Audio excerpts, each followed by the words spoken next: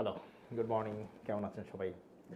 আচ্ছা, আমরা যারা একটু সিনিয়র ম্যানেজমেন্ট লেভেলে কাজ করছি, দেখেন একটা সময় আজ থেকে 15 বছর 20 বছর আগে যখন আপনি এক্সিকিউশন মেম্বার ছিলেন, তখনকার যেই অ্যাক্টিভিটিস এখন কিন্তু 2026-এ এসে এটা কিন্তু চেঞ্জ হয়েছে এবং এখনকার টিম মেম্বারদের যেই হচ্ছে অ্যাক্টিভিটিস এটা কিন্তু আগের মতো হবে না, খুব স্বাভাবিক।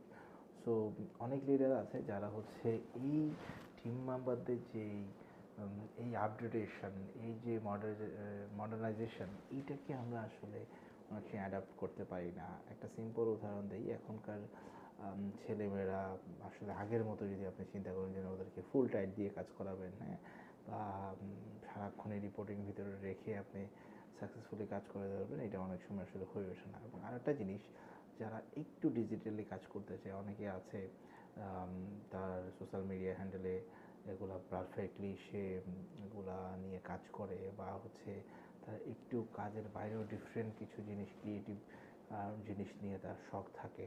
তো এগুলাতে তাকে প্যাট্রোনাইজ করা উচিত, সে যেন আউট অফ দ্য বক্স কাজ করে ভালো রেজাল্ট নিয়ে আসতে পারে এবং তার ক্রিয়েটিভিটিগুলো শো করতে পারে। এই আলোচনাটা কেন করছি, রিসেন্টলি হচ্ছে একটা জায়গায় কথা বলছিলাম, তো ও একটা জুনিয়র কলিগ আমার সাথে এসেছে একটা বিষয় নিয়ে শেয়ার করতে, বাট ও বলছে যে স্যার, আমি যেখানটা কাজ করি আমার সিনিয়র মনে হয় আমাকে নিয়ে সে কিছুটা শঙ্কিত যে আমি কি করছি, বা আমি ওনার মতো করে না করে আমি আমার থট প্রসেস নিয়ে কাজ করছি। সো আমার টিম লিডার হয়তো বা এই জিনিসটা আমাকে পজিটিভলি নিচ্ছে না।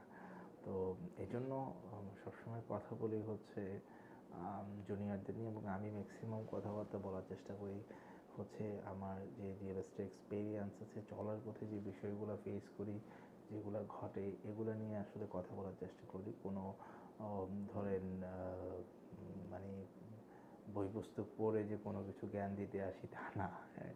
তো এটার জন্য একটা রিকোয়েস্ট যে আপনার টিম মেম্বার যদি স্মার্ট হয়, এটা আপনার জন্য সবচেয়ে বেশি বেনিফিটেড। সে আপনার আন্ডারে কাজ করুক বা আপনার মতো অন্য কোনো লিডারের আন্ডারে কাজ করুক, তার লাইফটা কিন্তু ইজি হয়ে যায়। সো চেষ্টা করুন আপনার টিমে স্মার্ট টিম মেম্বার হায়ার করতে, যারা যাদের একটা জিনিস সবসময় আমি বলি যে যাদের কমন সেন্স সবচেয়ে ভালো এবং যারা আউট অফ দ্য বক্স কাজ করতে পছন্দ করে, এই ধরনের ছেলে মেয়েদেরকে নিয়ে কাজ করেন, দেখবেন লাইফ ইজি হয়ে যাবে। আর যারা ডিফারেন্ট কাজ করতে চায়, যারা একটু আউট অফ দ্য বক্স গিয়ে ক্রিয়েটিভ কিছু করতে চায়, তাদেরকে ইন্সপায়ার করুন। কারণ একটা ভিডিও বানাতে বা ক্যামেরার সামনে কথা বলতে পারা, এটা কিন্তু অনেক বড় একটা যোগ্যতার ব্যাপার। এটা সবাই পারে না।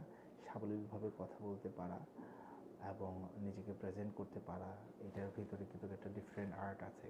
সো যারা সোশ্যাল মিডিয়ায় কথা বলে, যারা out of the box video বানায় বা হচ্ছে কন্টেন্ট ক্রিয়েট করে, এই ধরনের টিম মেম্বার যদি আপনার টিমে থেকে থাকে, তাকে ইন্সপায়ার করেন, দেখবেন একটা সময় সে আপনার জন্য অ্যাসেট হয়ে দাঁড়াবে, অথবা সে নিজে অনেক ভালো কিছু করবে। ভালো থাকবেন। আসসালামু আলাইকুম।